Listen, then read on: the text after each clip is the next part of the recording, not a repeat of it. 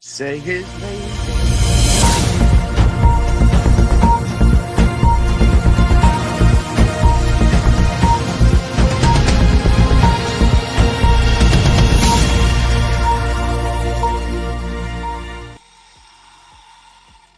Well, we got another up. Yeah, okay. I thought you was about to hop up and run away, Steph. I didn't know what was going on over there. We back again, everybody. We back to be upset with each other for a short second and then be okay after a while. Another Wednesday night segment on the pulse. So of course, as before we always hop into it, I want to see how everybody's doing. And of course, we will start with Lynn and Stephanie. How are you all doing this wonderful Wednesday? I'm here for the comments. I'm kidding. Yeah. You're here for the comments. I can dig it. I'm gonna switch this up some because I don't generally like being at the top. I have a specific corner I usually like to stay in. It helps me navigate everything. So I'm gonna save the president for last. Brooks, how has your Wednesday been? Living the dream, just one day at a time. I got my parting gift, Mr. Medeiros, and life is good. All right, that's the way to be. That's the only way to be. Exactly.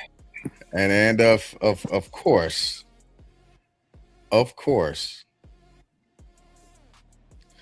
Mr. President Richard Lewis Brown, and he will probably be back. It looked like I think he's about to switch devices. Yeah, he switched devices. That's what I figured he was about to do. Yeah, my computer was like, it wanted to do a whole new reset or whatever. I don't know. Yeah, I know. So let's get to it. Let's get to it. All right, there we go. Now I can accept this. This feels better. Once again, I have to. That's my screen OCD, as it were. I always visualize us being in certain places, and it's hard for me to concentrate when we're not there. I lose track of people. So today, well, let me start here. Right, we've had a lot of things happen within the last 3-4 days, roughly. A couple of which we definitely going to talk about. One of the most pressing things that we'll definitely end up getting to, if not tonight, next week, which is the recent decision from the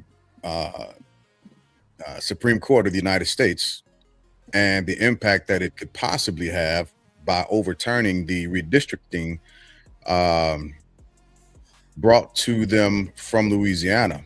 And it's odd to me how they're ruling things at this point, because in certain situations, they're allowing the precedence of race to have an effect. But in other instances, they're making sure that race doesn't play a part of something. Mm-hmm. And the influence that it's having is vastly different. For instance, ICE has been allowed to pull people over, stop folks, so on and so forth, based off of racial features, language, accents, so on and so forth, right? So it gives a broad sweeping amount of influence in that spectrum. But when it comes to voting, it's as if their ruling is to diminish. Now, one thing I can say is, either way you look at it, they have been consistent, regardless of whether or not, or regardless of how it affects you. They become consistent with how they've rolled the information out. And the consistency is, it's going to help a specific party and it's going to hurt other people, citizens, unfortunately. And I have to say it that way because that's the only way that I can view it right now. So go ahead.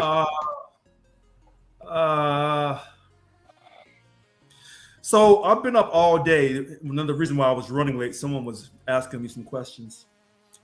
Yeah.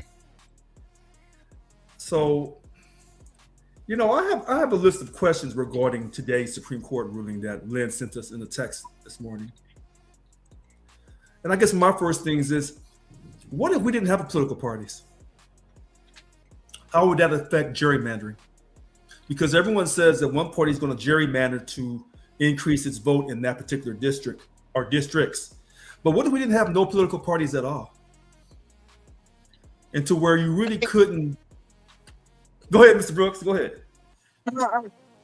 I like the question on its face, but I just think it's so like unrealistic to what we're living in this day. I'll go back to Mr. Glass, Brother Glass actually said, like, for me, if you don't have an ID, a legit ID, you can't vote. Sorry about your damn luck. You know what I mean? Like, just that's how I feel. You got an ID to buy cigarettes. You got an ID to buy alcohol. You get an ID to drive a car. You know, I don't care. White, black, Asian, doesn't matter to me. Whatever color or what race, creed, religion you are, you don't have an ID, you can't vote. Period. I think it's not a question. It just should be the standard of law. So if we didn't have political parties, if we didn't have primaries, we just put everybody into a race and said, "Go for what you know," because we're a capitalist society. That's what I've been reminded of by the Republican Party my whole life. We're a capitalist society. Stop crying. Stop complaining about racism. That ended in 1865. Pull yourself up by your bootstraps, or in my case, my Stacey Adams. So why don't we just have pure elections, no political parties, no primaries, put everybody in the race and say, go for what you know. And now we have true capitalism in our democratic process. So how do you pare down the number of candidates? You don't, because we have a true capitalist society. Because the Republican Party reminded me in the 2025 budget that they said big government has too much interference on businesses and on a free market. But that's not how capitalism works. Capitalism, you still, when there's a merger or a request for proposal, which I've been a part of many of those. You start with a lot, but they start to pare them down.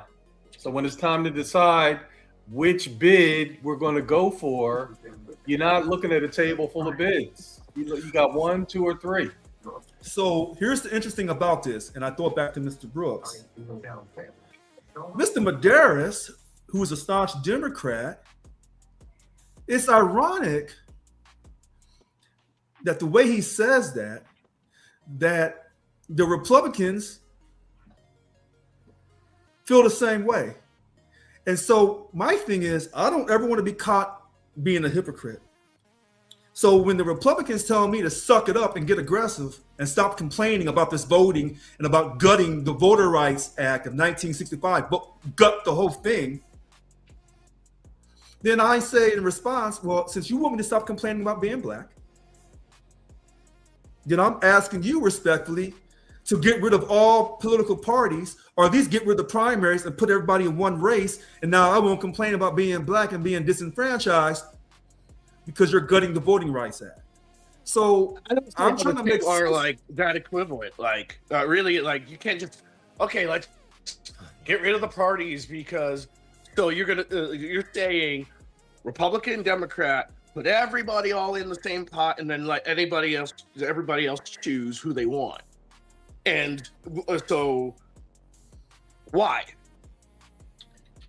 Because I want to see true competition. I don't want to see political parties trying to put their stamp. So if a political party says we have 3 or 4 people who we believe in, well then you have to decide. Don't get us involved in your nonsense. Let everybody run from that political party so you don't silence their vote. But if you want to put your support behind somebody that's running and say, well, this person has the support of the Democratic Party or the Republican Party, that's fine. But let everybody else within that party go on and run in the general election. Don't throw their votes out, because they didn't get a chance to get votes from people outside the party, such as myself, because of these open and closed primaries. Now, I'm taking this back to the the first issue I come to mind with that, I'm bothered by that, is because when they booted Joe Biden out, they didn't even have a primary, and they just threw in Kamala. The Democrat Party did that. They didn't even like have. They're like, no, you know. Yeah. Right. You know. Wait a minute. So But you're I right, just Mr. don't Brooks. like. So you're right. They I were just don't wrong. see how So the that- Democratic Party on that particular issue, in my personal opinion, as a non-Democrat, they were wrong. They were wrong, and they were being hypocrites. On that particular issue, they were wrong on that. So to me, if we want everybody to feel like they're part of the American society, and you say, well, Richard, you're part of the nobody party, and there's 7 nobodies like yourself. Why can't all 7 nobodies run in the general election? You say, no, Richard, you're going to run in your own little primary, your nobody party, because nobody wants you. And then we're going to see if you're the biggest nobody who can get the most votes in your nobody party. And if you make it out in the top 2 in California, well, then you can come to the big party. That's nonsense. Because let me tell you what they did in California with this top 2 nonsense. In the previous election, the Kamala ran for in the primary, and she didn't get 1 vote. So like it's simple. Like I'm just using her as a tactical example of like, hey, you know, I get what you're saying, but like, I don't think it'll work. Well, So we'll come back to this next week when we can explore a little more. We'll have a little more time all to these questions to ask. know. That's fine. We'll- I can transition. Yeah, we'll jump into it for sure, and we'll spend a lot more time on that, because I don't directly disagree with your theory either, and we can poke holes in some of it, but the at the end of the day, the Supreme Court of the United States of America has purposely set back a segment of citizen intentionally. I don't think it was done out of goodwill. I don't think it was done to simply uphold a specific law. I think it was done intentionally, and I'll dig into it, and I'm going to do a lot of reading on it to form a more educated opinion about that. That's what I'll end. Yeah, and I'd have to respectfully disagree, because I said this a long time ago. The 1965 Voting Rights Act, to basically try to enforce the 14th and 15th Amendments, it's been over 60 years. 60 years. So at what point do you say, hey, it's been long enough, we're going to take this idea of trying to protect minorities in voting, we're going to take all that out, we're going to gut it out completely? At what point does it end? So I answered that, and the answer to that is when you no longer have a first in anything. You no longer have a first Black president. You no longer have a first woman president. You no longer have a first Black this, a first Black that, a first Asian this, a first Asian that. One of the commands that I was in, I was my general was the first Korean general in the history. So when you no longer have to have safeguards against hatred, because we can't legislate morality, but when you don't have to have safeguards as much as possible, when you actually have a civilized society, then we can say, okay, yep, let's do away with this because we no longer need it. But America's not there.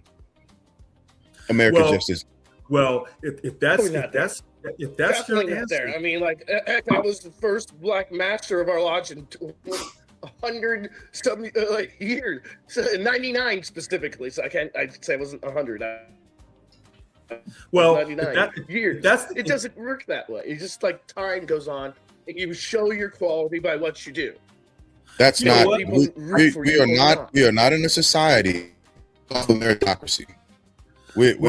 This is not a society that rewards meritocracy. It is not. And in some corners and some subcultures, we can have that.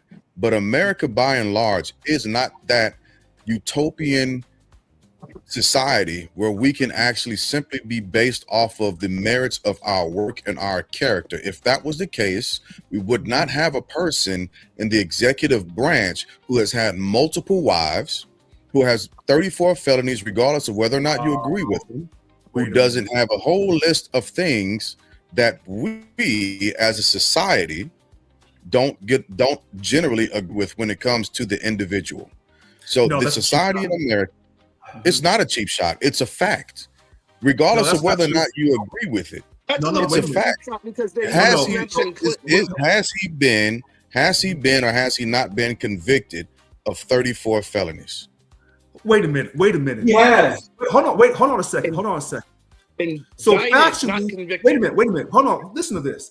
Factually, when you say that, was he convicted of 34 felonies? Factually, you are correct. And then I'm going to tell you, factually, there's been a lot of black men convicted of murderous crimes, and they've gone to death row, and factually, they've been let loose. So just because you were convicted in court, so that same attitude, that same intensity we have about when it comes to our own black boys and girls in the criminal court system, when they catch a case and we know they're innocent, like those 5 black boys, that Central Park 5, they were convicted. I never accepted that. But by the court of law, they were guilty until they weren't.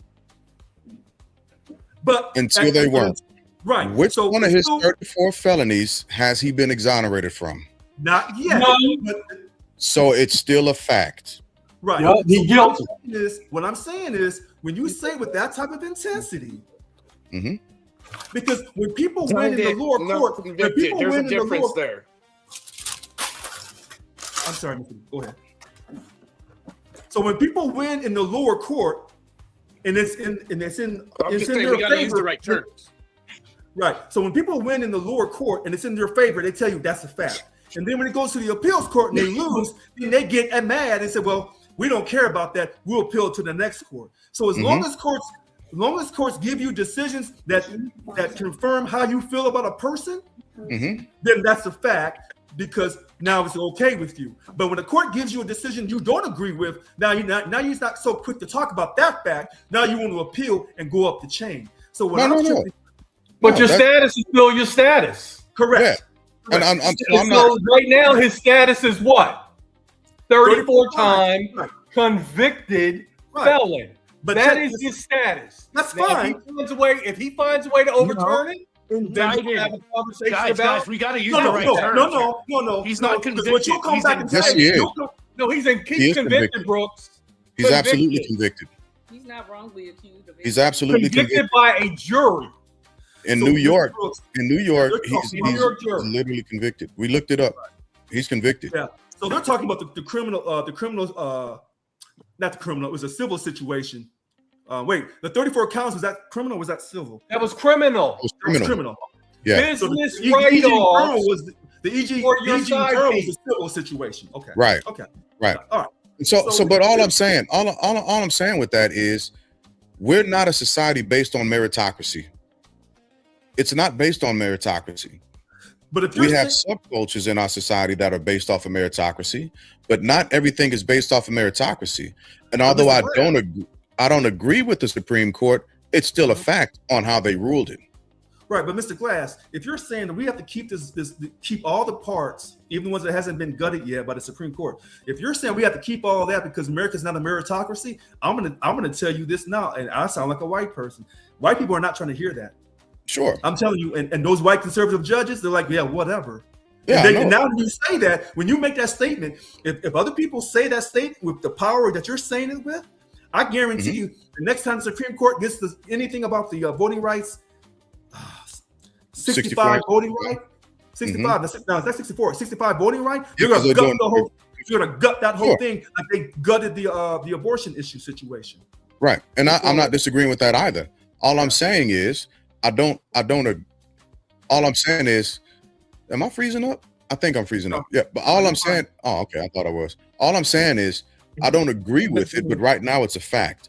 And if our society was actually a succinct society to where we don't need, just going back to your question, where we don't need these safeguards in place, well, then I'd have nothing to say about it.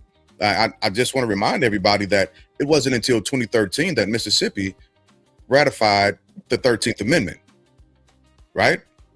So if we still have states and leaders and legislatures at the state level that will understand that there's a law, a federal law that was ruled and done with in 1865, and they don't do anything with it until 2013, we can't just be finished with what we have going right now. We have not progressed I'm that far in our society, you know unfortunately. what? And I'm going to say this to you, and not that I want to say it.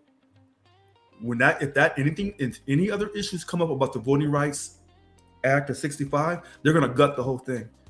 They have to gut it piece by piece. They'll do it because they're not accepting the argument that you're saying that America is not. And I'm not saying, as much as I'm for the community, I'm not saying that you're wrong. But what I'm simply saying is, on this issue of voting, wait a minute, I'm gonna stop because you said you wanted to go to other issues, so I'm gonna stop. Well, can I say one last thing? Yes. And I'm trying to be fair and the voice of reason. When I saw the district that they were trying to create on the map of Louisiana, what struck me was that it stretched 250 miles. Yeah.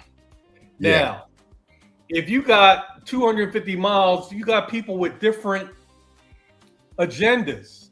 Mm-hmm. Now, if it had been all like in one little clump, like up there in Shreveport, it's all clumped up there at the top near the chimney, that'd have been one thing. But that thing was stretching almost the entirety of the boot. Yeah. That is Louisiana. So when I saw that, I'm sitting there like, I can see where folks like, nah, that's too long. 250 miles, in my opinion, like 250 miles in California. What is that, Richard? From what city to what city? From Sacramento all the way down to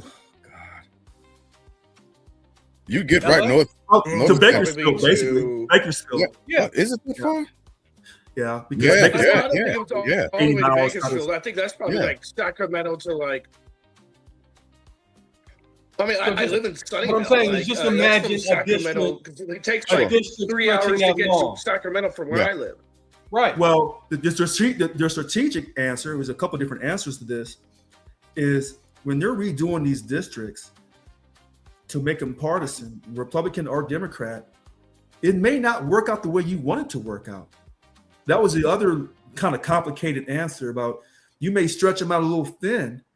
So, we may not know until maybe elections down the road how this really worked out. So, that's why I'm not bent out of shape about this. Yeah, me either. Because it was like, for me, it's like country mouse and city mouse.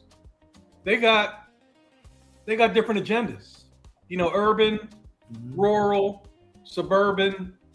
You mixing all those things up together, they're not going to be on the same page. Well, even if they try, I don't think they can do it right before this primary in these states and then their midterms in November. I don't think they can rush this change in. It's too close to the voting period. But no one really knows exactly how all of this is going to work out. Because remember, we first said this when Texas said we're going to do our redistricting. I said, well, the strategists on Trump's side, they told him if Texas comes, California is going to respond, and then we got to respond because California will balance out Texas, and then we got to go to another state, and then a blue state is going to respond. And so when it's all finally done, did you really pick up the number of seats, the Republican Party, that you thought you were going to pick up? Funny though, we've all already forgotten that legislatures from Texas fled the state. Remember that? Yeah. Remember that, Richard?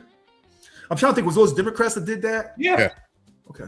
So they wouldn't be there to vote on it. So they wouldn't be there to vote on it. Yeah. You couldn't get enough people to pass it. And that was a thing for a few weeks, maybe even a month. No. The only thing I remember from that is they left that black Democrat on an island by herself. That's what I remember. at the Capitol in Texas when the Democrats is fighting them on this, fighting them hardcore, and then they all left her behind. You talking about Jasmine? No, not Jasmine. She No, was a state representative. When the Democrats were like, hey, we're going to fight you. And then they all left. But that black woman, that representative, that state representative, stayed her ass at the Capitol by herself. And then they got worried. I think even a Republican tried to reach out to make sure she was safe overnight because she stayed overnight. Yeah. That's what set me off. Yeah. And so all I'm saying is this is something that I want us to actually dig into and get some good time to research and look into the historical aspect of it. I know we will and begin to try to understand and shape what that means for the voters, because that's who it's going to ultimately hurt. Because that was actually, Lynn, that was a point that I was going to bring up as well, is the length and the breadth of the size of the area that they wanted to do it in. And yeah, I don't agree with gerrymandering. I don't care who's trying to do it. You're suppressing the voice of the voter. And at the end of the day, that's the standard, allowing Americans to express their vote with their constituents properly. And when you do these things, you are literally suppressing the vote of the citizen. And that's a bar too far. So, but yeah, I'd like us to run that back and get into it, because I think it's going to shape up a lot. DeSantis is already making moves and all the other good stuff. So, and I want everybody to be clear that this is a non-presidential general election come November. And in the state of California, this crazy ass top 2 primary that came about with a Republican and Democratic bipartisan support, that only the top 2 people in this primary in June can make it to the general. And if it's only a Democrat and a Republican, guess what? I can't even do a write-in. They've taken that from me in the state of California, these so-called Republicans and Democrats. I can't even write in. Well, no, you can't write in during the primary. No. Even the general? In a non-presidential election for the state of California, that's why I've been up for the last few days. For the state of California, I can't even write in I can't even write my own name in. Because there's no little open bubble for me to do a write-in. Yeah. Because they've taken that from me. And that was the Democrats and the Republicans. So you have one of the territorially analysis. So that's happened in 2010, and then went into effect, I think, in 2012. The Democrats and the Republicans had bipartisan support. This is when Schwarzenegger, I think, was still governor. They agreed to do a top 2. And what they really were doing, they were basically saying, we the Democrats, we the Republicans, we run the show here in the country of America. We ain't let nobody else slip in here in a non-presidential election year. Wow. And I can go back to my 2022 non-presidential year midterm and show you for governor, I could not write nobody in. I had to choose between a Democrat and a Republican. And that, to me, that's tough. So here in Texas, during the primary, you can only vote for somebody in your party. So if there was a Republican that I liked better than a Democrat in the primary, I can't vote for that Republican. I can only vote for the stack. And then also, when nobody gets 50%, the top 2 people have a runoff. Yeah, in California, our primary is open. Exactly like it's in Ohio. Yeah, we have an open primary in California. It's open, so they don't care if you get whatever. Only the top 2 get to the end, and that's always going to favor a candidate from the Democratic Party with all that money the Democrats can put in, and also the Republican Party, all the money they can put in. But in this particular case, with this particular election, it's so open and so crazy. The Republicans have 2 guys at the top, and then the Democrats have a few people at the top. It's open, wide open. Currently, by the polls, before these debates next week. Perspective on the distance. All right, let's push forward. I've been wanting to pick y'all's brain. Get perspective on the distance It's from Sacramento to Bakersfield. Okay. That's close. Your feed Sacramento is to Bakersfield delayed. is the kind of the distance that's what we're talking about. Got it. Your feed is delayed, Brooks. Oh, is it? Yeah. Okay. Yeah. You probably think we're just talking over you and ignoring you. We're not. You cut out, like you'll just decrescendo, and we'll keep pushing forward. But let's switch topics real quick. Let's push this can a little further and run down the road with the Trump saga as it continues. And let's talk about we'll start out with the latest assassination attempt. We'll start off with the latest assassination attempt. And I'm very hesitant on asking this question, but I will ask it just for the sake of discussion. Real or staged? I don't want to say fake because we saw it. So I'll say staged. Was it a show? Was it a performance? And if you think it was a performance, why? Come on, President. I see you smiling, man. Let's hear what you got to say. I see you. Hold on. Okay.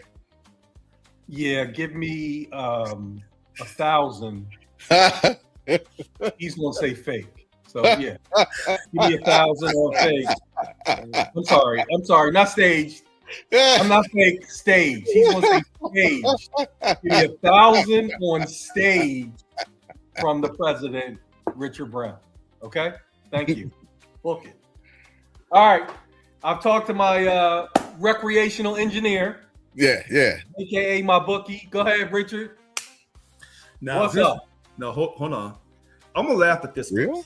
I'm gonna try to make a joke about this, not in a negative way. Whoa. Hold on. I'm gonna try to hold on. Just hear how I say this. Come Because on, roll. I called my Democratic friend, older black man. I called my Republican friend, the older white man. Older white man's a marksman. He knows all about. He's prior law enforcement and all that. And they were asking a lot of questions because I was too. So here's my joke about this. See, I am so glad that my light-skinned brothers have finally attained a level of privilege. I am so glad my light-skinned brothers can run through the hotel. Well, hold it, Richard. Richard. Biracial. Biracial brothers Fair. can run through the hotel. That's fair. And they can have guns and knives, and the police are going to make Secret Service is going to make sure they live to tell about it. Because I know in my heart, I just can't prove it, but I know in my heart that'd been my black ass run across. They said, we got to shoot him. So Now, would they have shot you before you came through the metal detector or after? my black ass would have never been allowed to be in the hotel. But that's just me being racial. Okay. So now on a serious note, I on Saturday at 4 p.m. don't have a life. I don't have a beautiful wife, no girlfriend, no side chick, nothing. So I'm watching CNN, and I'm watching to see if President Trump comes in, gives his remarks, and stays the whole time. So I'm watching this live. To me, it looked real. People jumping down underneath the table, blah, blah, blah. It looked real to me. Ash Patel. Anyway, yeah. I don't think he jumped. So it looked real to me, so I made calls right away. Too many questions are being raised. Now I'm watching CNN and News Nation. My older white friend is watching Newsmax and Fox. Oh boy. Now, here's the funny thing. We all know which relatives to go to for which foods, for which pies, for which cakes. If you want to know if that man really had firearms and what kind they were and blah, blah, blah, blah, blah, blah, blah, blah, blah, blah, you go to Fox. Because Fox can't tell lies on firearms because their audience is too well versed. You can't tell that lie to them. So the question is, was it real? Was it staged? At this point, I don't want to make any comments. I'm waiting until September because I need to see the rest of the summer play out. Because to me, it looked real. But the fact that a man can come through a stairwell, you don't have Secret Service inside the stairwell. He runs 45 yards. I guess he's trying out for the NFL team. I don't know. And he's carrying a 12 gauge shotgun, 38 caliber pistol, and a bunch of knives. But he runs 45 yards, and you shoot per Fox 10 rounds, per CNN 5 rounds. But you shoot all those times, And don't and hit this him. white man, I'm sorry, this biracial man survives. You didn't hit him. And I stopped there. Okay. I stopped there. And it's okay if I mean, you can always change your opinion. It's how you feel right now. Because I thought it was real, but there's so many questions being asked that I can't answer. Do I trust any of the mainstream news media to tell me? Oh, I don't know. Do I trust all the conspiracy people on social media to tell me? Oh, I don't know. Can I trust the podcast tonight? Well, they tell me they're the experts, so I guess this is what it's going to be. But do you trust Wolf? Because he was there. Who? Wolf Blitzer. Wolf Blitzer. So You trust Wolf? See? Oh There you man. go. I think I Not do. even Wolf? And I- Wolf, no, I- and Wolf I- we trust. So I think I trust Wolf because he was shook up. He didn't know. Yeah. So I believe that it was real, but I can't explain how you take a shot at a biracial man That's hilarious. between 5 to 10 times, and you can't put the animal. I mean, put the person. Ooh-wee. You can't put the person. Here. That's because he's So stumped. I can't explain this, Mr. Medeiros. I can't. I don't have the answers. Because when Leland Bittard, who I know is a conservative, I'm sorry. Go ahead, Mr. Brooks. Can you hear me? Am I like normal again? Seems that way Yes. for now. Yeah. So when Mr. Okay. when Mr. Bittard and my friend says the Secret Service failed, here's where I jump in and say, well, for equality reasons, to make sure we treat women and men with the same level of respect for job performance, when you fired that woman Secret Service director for that attempt in July of 2024, I want to make sure you fire this Secret Service director, a white man. The white man? The white man, because I know in my heart, Secret Service should have been inside those stairwells. They should have been up and down that hotel that wasn't closed. And you should have been running a background check and invaded the privacy of those guests to make sure that all those guests are on the up and up. If you didn't do that, that's a failure of the Secret Service. And then one more quick point. When the stuff kicked off and the Secret Service run on stage, there's no way in hell that you don't take the greatest white man that the world has ever produced, President Trump, a savior. There's no way you don't take him off the stage first. You go and grab the. He didn't want to go. He didn't want to go. That's what he said. He didn't. You don't he have a didn't want to He was go. uncooperative, like he was in Pennsylvania.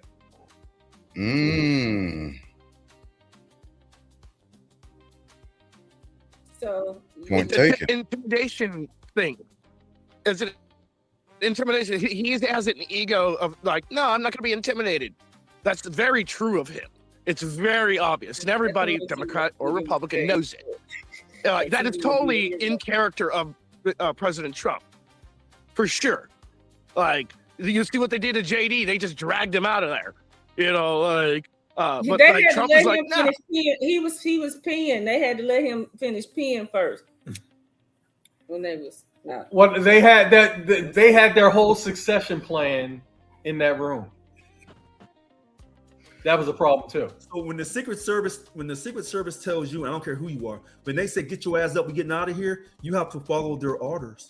So even though President Trump said, well, I don't want to be the first to leave the stage, you don't have a choice, because by the training of the Secret Service, when there was gunfire, we protect the president first and then everybody else. That's why he was applauding Ouija James so much, because she was sitting up there with them, and she's definitely, her own person. We enjoy her reporting, but she was just like, okay, yeah, no problem. But she was instructing him to get down and other people to get down and listen to the Secret Service as well. So, yeah.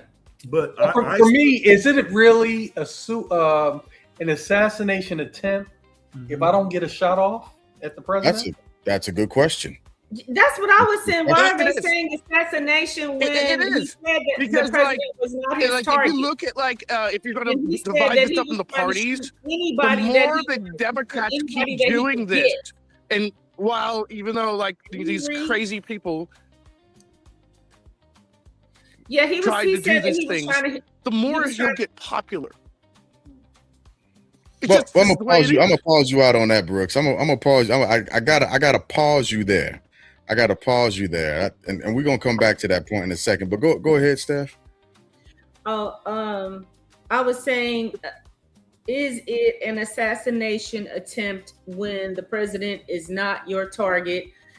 When they spoke to the gunman, he was saying, or in his Facebook or whatever, his manifesto, that he was going to hit anybody he could. It didn't matter if it was the president or any of the cabinet members. And another question is, if a cabinet member gets shot or killed, is that an assassination?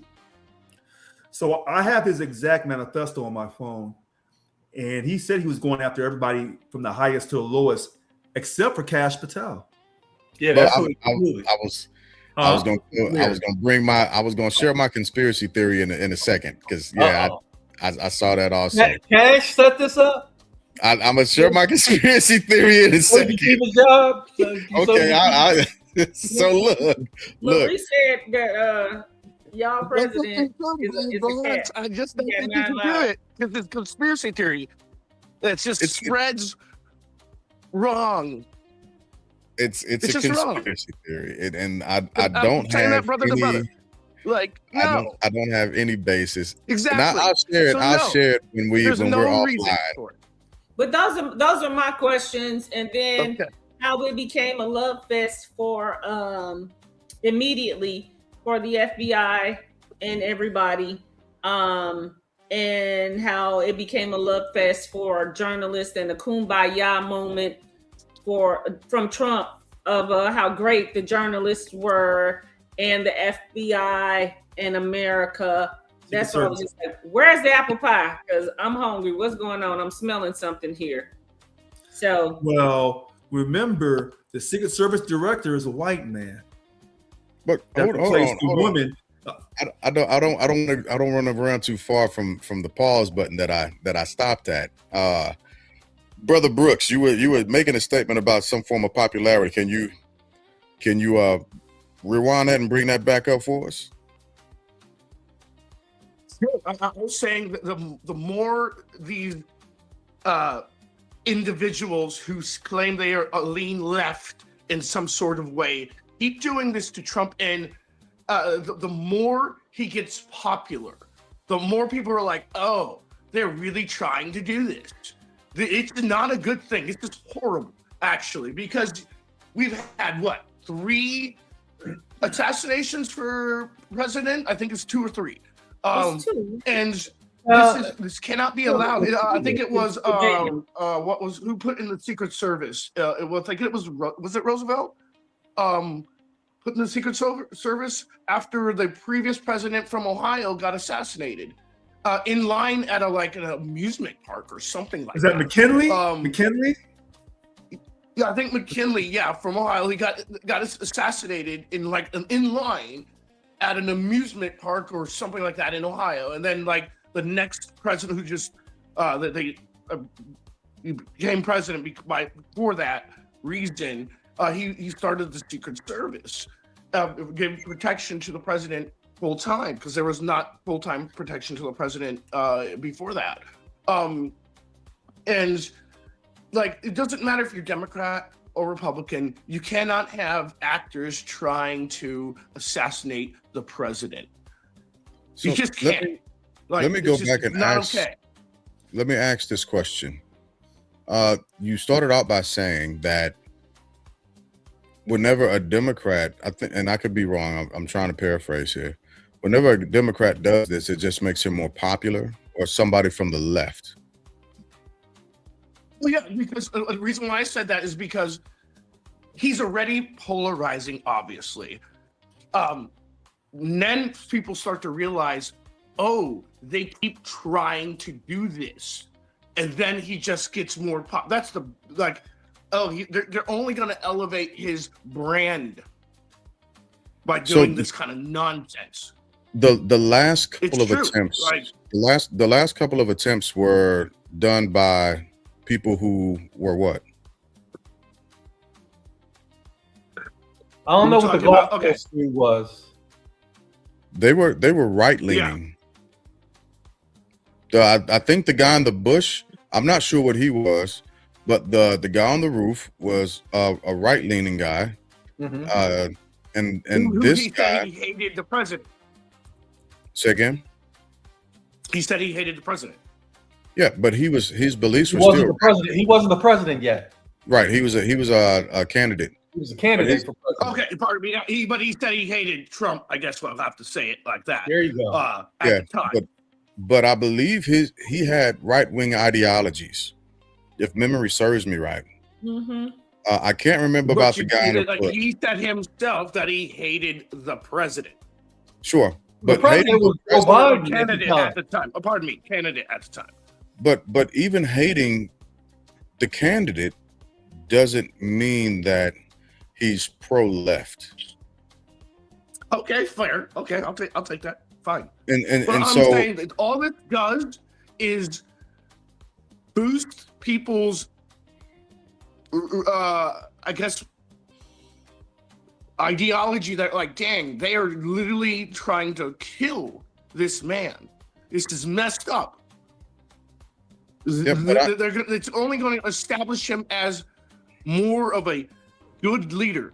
Yeah. Sometimes, I don't- you know this. Nobody said anything. well, I don't know if you were still with us last week when we kind of talked about this before it actually happened, and we were mentioning the midterms and how the ways that he was going to try and rally people, and it was made mention that there was going to be another attempt, and I said there might be another attempt, but this has become a movie. We are all a part of the biggest set of The Apprentice in the world.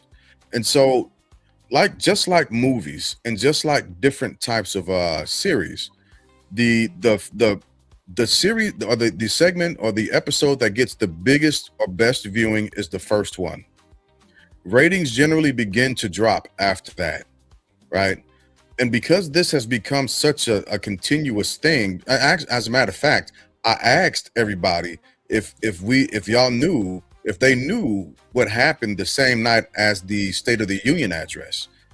The same day as the State of the Union address, there was another school shooting. And Americans at that point were like, okay, well, thank you for telling us. We're going to watch the State of the Union address.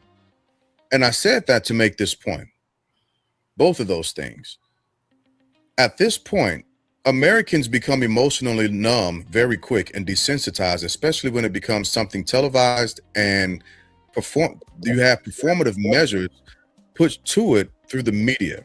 He's not getting the same type of response as he did the first time or even the second time. As a matter of fact, this time, you have more people on an everyday level at an everyday basis who feel they've lost trust in the executive branch, first of all.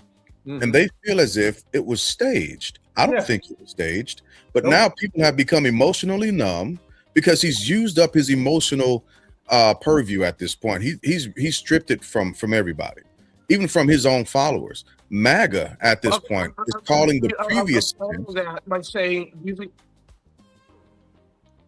Give me Go ahead. counter that by giving my example. Like I spoke on McKinley, right? So how McKinley won his presidency because he was a low-level dude. Just I think it was in like banking and in Ohio, and he invited people to his house. I think it was in Canton, Ohio. And what he did is like invited a whole bunch of people to the house and said, hey, you know what? I'm looking to run for office. And then he just more people kept coming, and more people kept coming, and more people kept coming. Like, you can look up the story, like how he became president.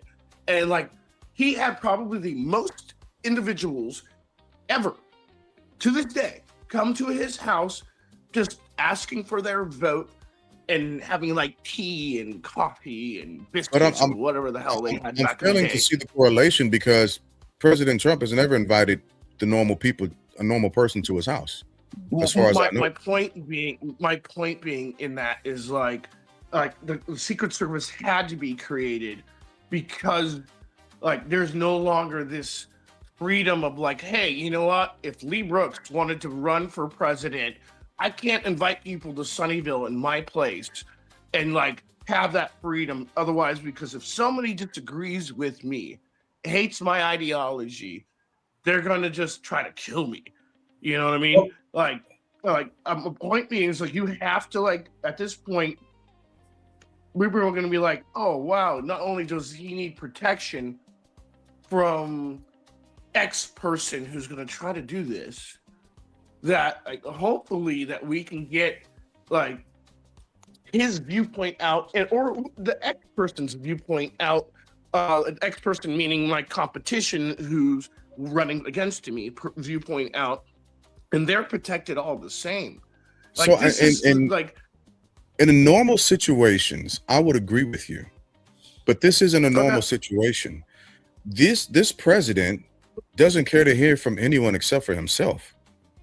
And I would also I'd push back on the point of some form of civility coming primarily from the left when we've seen over at least the last 10, 11 years and heard what this president and candidate and president again has done and said while holding the executive seat and while running for the actual position. There's nothing civil that's come out of his mouth whenever he's spoken against an opponent. Low IQ, Marjorie Taylor Trader Brown. He's talked horribly about folks with disabilities.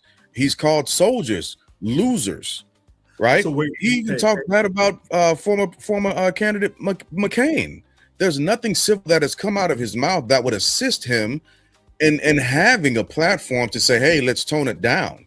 So it's hard for me to agree to a point of civility when the person who's pushing these buttons primarily has the biggest microphone and megaphone in the United States of America. He's the one that's literally fanning the flames of this fire, literally on an everyday basis. I will challenge you to go back and look at any of his speeches, any one of his speeches within the last 10, 11 years where he was not ridiculously bashing someone. So James, even the night of the assassination attempt, I just looked it up. So even if you are a cabinet member and somebody attempts to kill anybody, it will be considered an assassination. So I understand. Okay. Exactly. But the other thing is he started off saying the person was sick person. So I was like, wow, he's being mature. Okay, I always give people the benefit of the doubt, like they say, enough rope to hang themselves. Okay, you don't start off safe with me. But anyway, excuse me, as soon as he continued talking, the longer he talked, then he started calling the man a whack job. He didn't know anything about his mental health. He just kept talking. He became whack jobs, crazy. He didn't say Fruit Loop, but it was just all of these different names that he was calling him. And that was the first time he spoke. And then when later when he spoke and he kept talking about Melania, and even during the interview with Nora Jones, which is my girl, she stood her ground.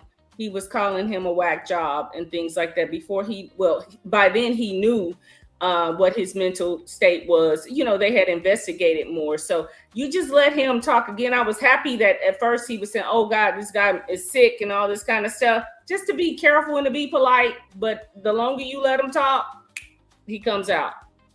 So factually, I want to go back to about the Ryan Roop, the guy that was hidden in the bushes. He was attacking from the left.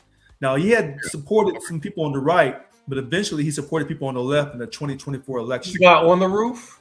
Or the No, Ryan Roop, the guy in the bushes in Florida on that attempt that was convicted. Now, CNN ran a poll, and their poll said that the attacks on the left in the last year were higher than it was from the right. When CNN runs a poll that doesn't really support their agenda because they're giving you straight numbers, that's interesting. But they ran it all the way back from 1994 up to now, and the right had more attempts and negative behavior than the left. But in the last year, it's come from the left. Other part, but you already beat me to it on Tehran Khamis. Tehran Khamis. President Obama, I thought he led it for the most attempted assassinations, but I was wrong. Gerald Ford had the most direct. See, this is where it gets interesting. When they talk about direct assassination attempts versus just assassination attempts, Obama was always under the gun. A lot of times when he was supposed to go places and he would have to say, I'll skip this one. He didn't want to skip it. But now this could be a conspiracy. Allegedly, the Secret Service loved Obama. I don't know with this particular Secret Service if the entire Secret Service group, the entire group loves President Trump. I don't know.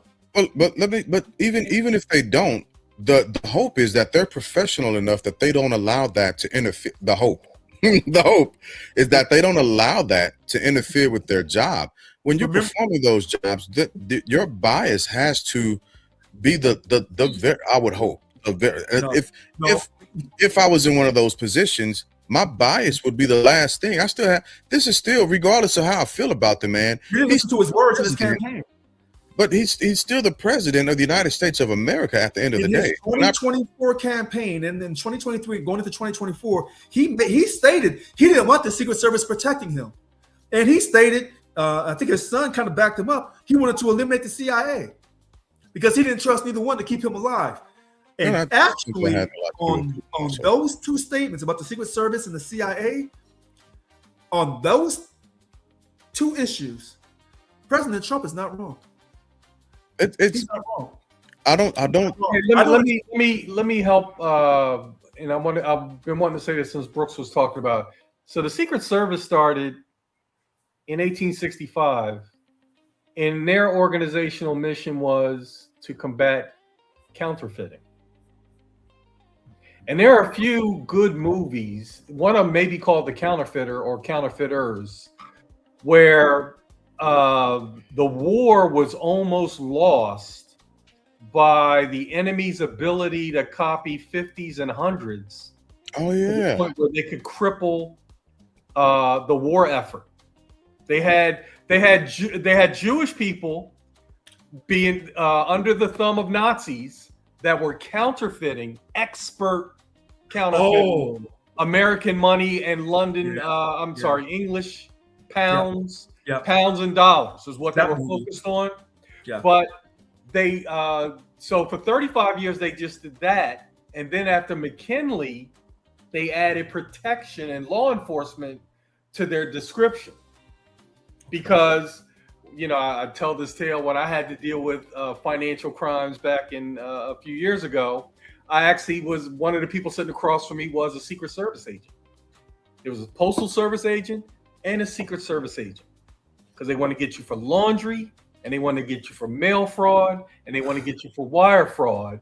So that's why those people are sitting across from you when they're trying to do you. So just because you're in the Secret Service doesn't mean you're in a protective situation. You could be in there for financial crimes, because they still handle financial crimes, especially counterfeiting, today, because that's where they started. That was their foundation. And for a quick side, absolutely. And for a quick side, when they realized there's a need for presidential protection, that's when they added it in after McKinley. Yeah, that's what I said. Yeah. And for 35 years, they just worked on financial crimes. Yeah. And for a quick side note, when you look up the presidents, starting with Lincoln, who were against the central bank or the Fed and keeping us on the gold standard, look what happened to them. So first they got Lincoln, then they got Garfield. They went to Broadway shows? Is that what they did? I'm sorry, off Broadway? Because I don't think he was in New York when it happened. So they got Lincoln, then they got Garfield, then they got McKinley, and then they finally ended with who? JFK. Okay. We're talking. So, but I want to continue on my platform of civility. And the reason why is because this will segue me into the next point. The every time, whether it has been President Trump or candidate Trump, he's taken the stage or had the position of interacting with the public. Matter of fact, I'll just say it like this. Whenever he has been the president, hate crimes have been up. They spike drastically and almost immediately across the country. And there's a reason for that. There has been very little. As a matter of fact, I remember he was on the campaign trail the first time and he was telling people to punch folks he disagreed with that was in the crowd, and he bailed them out. Right. So that pushes me over into even telling jokes, because when we begin to see the freedom of speech become infringed on because of a joke that somebody doesn't like from this administration or the wife of this administration, things begin to become a bridge too far, right? Everything that he says is a joke, isn't it? Everything is a joke. In a rule, the unwritten rule, there's unwritten rules in baseball. Where? There's unwritten rules in basketball. Like presidents' wives and their children are off limits. Period. That is Since when? That is the unwritten. That's the unwritten rule. You know what I mean? You know unwritten rules. It's true. No, I don't know about this unwritten rule, because they still call former First Lady Michelle Obama Michael. So I don't know about this unwritten rule. And when Clinton was doing his thing, they were talking about they were calling Hillary Clinton Tammy Wynette, standing by her man. Yeah. I don't know about this unwritten rule. No, they're not off limits. In that arena, in the celebrity arena. In my opinion, I guess I'll say, okay, wives or children are off limits, and it's very distasteful. It just shouldn't be. You can attack Trump all you want, not his wife, and saying something so crass like that. That's so low on the totem pole of decency that you just shouldn't do it. Where was the offense with him talking about her directly? Looking like an expected widow. That's what widow. People. You don't know what we're guys, right? So and young lady Stephanie, nobody wants to say, my other half or your other half or anybody's other half on this podcast was going to be a widow or a widower, and have somebody come at you like that in a quote unquote joke. That's low. I almost swore. That is not okay. So it's not okay. When do we finally begin to having these lines drawn after the years of hearing him tear people down? And the people that he's torn down have been somebody's wives or sisters or aunts, right? Look how he talked to Laura O'Donnell on yeah, absolutely. On 60 Minutes. There was another representative whose husband was bashed in the head with a hammer. Yep. Where was this line? That's what I'm asking. And so why do we at this point take such offense? I'm not saying that you shouldn't. I'm simply confused. I'm confused at a couple of things. First off, like Lynn had mentioned, the president had been avoiding that specific banquet for years. But all of a sudden, the whole administration wants to come. That's the first thing. Second thing is, why all of a sudden are we at a point to where, hey, yeah, we know what he said, but you've got to forgive him because that's just how he talks. But no, you, Jimmy Kimmel, you're a comedian in real life. What are you doing? What are you doing? You can't say that. How do we get there? And how do we rationalize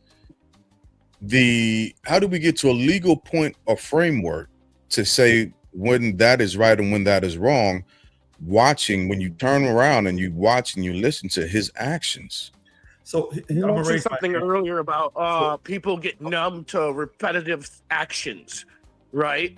So I think like school shooting. To answer your question, how do you get there is like, I think after Charlie Kirk's assassination, and you hear his widow, and then like that's where like the American public is like, oh, okay, they're going to do this. Oh, okay. You got these crazy people out there on the right and the left who are going to do this. Oh, okay. We have to stop this. This has to stop. Period. So both sides. So, Mr. Brooks, I'm going to halfway agree with you because I didn't like how they made fun of Erica Kirk. I don't like that. And I don't like when Jimmy Kimmel said that statement about Melania Trump. But I'm going to go back to something that's more clear cut.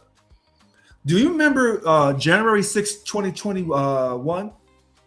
January 6th? And so his supporters were there. He told them to go and be peacefully, but they didn't do it peacefully. And then he exonerated them later on. So when they were yelling about hang Mike Pence, see, I've never heard white people say hang other white people, because as a black person, I'd say white people would never say hang one of their own. In this case, I was wrong. So when they were saying hang Mike Pence, that's to me is insightful. If that's not clear-cut, insightful behavior, then I don't know what is. So when they said that on January 6, 2021, President Trump says, maybe our supporters have the right idea. Mike Pence deserves it. I don't need any other comments when he talks bad about black people or about Michelle and Barack. That's baked in the cake. This is how we got here. But when you will, as a white person, not condemn or support hanging another white person, then I kind of know where I stand. I don't need the Central Park Five. I don't need any other. I don't need when you pushed out the Prime Minister of Montenegro for that picture in Europe back in 2017. See, a lot of people forgot about that. I didn't. You pushed out a white man, another white man, so you could be the center of attention in the picture. Oh, yeah. See, I can't shake that off. If I'm biased about those black men being exonerated and you still wanted the death penalty for them and you wouldn't give an apology, and I'm black and I'm biased towards my own, I can accept that. But I can't accept you going across the ocean and physically on camera pushing another white man. I guess I'm conditioned to be a slave, pushing another white man out of the center of the picture. And when they talked about hanging Mike Pence, an honorable white man, you say, well, maybe he deserves it. And those are on those issues. So when I have come to his defense on certain issues, I have been jumped on by the black community.